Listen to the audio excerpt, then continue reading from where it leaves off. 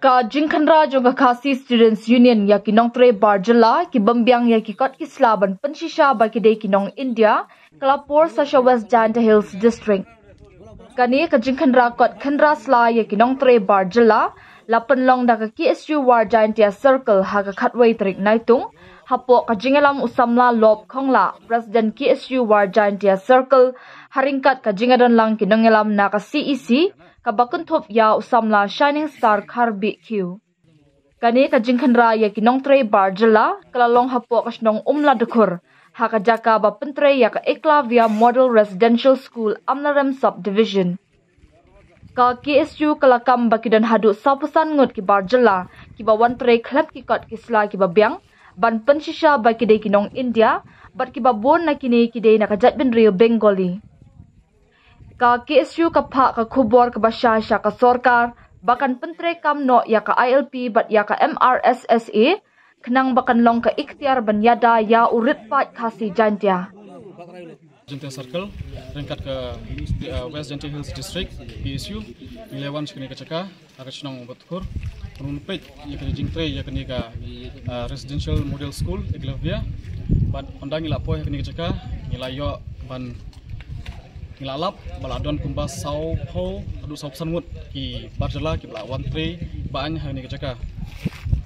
andang ila check but verify ki dokumen jungki bunna pring jungki ki medon watang adhar lan ki ipik ro but ka pensubaju ringi yo lesi ki di ki bawan apo Bangladesh ne nakono no jaga bang ngimla bentip ti ki kot kisla ki badon hakani ka cakaro ditang ki brio ki bam don hakani ka caka yo verification apo labor department but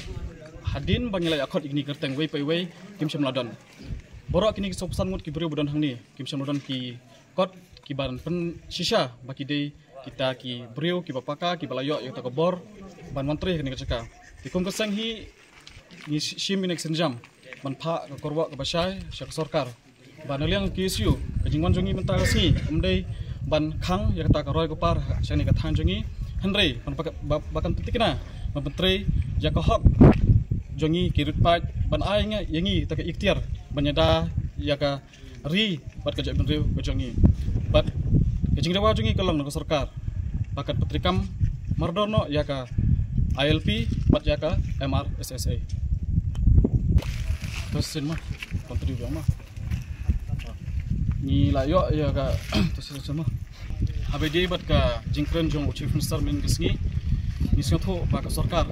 kala fail habor okiliang pantel akam ya ka jingwan katep jong ki Barjala ka kurwa saka sarkar kolong ba kadi ka labor department ban register ya borok kini ki Barjala abaki wan trace po kani ka cela ka jongi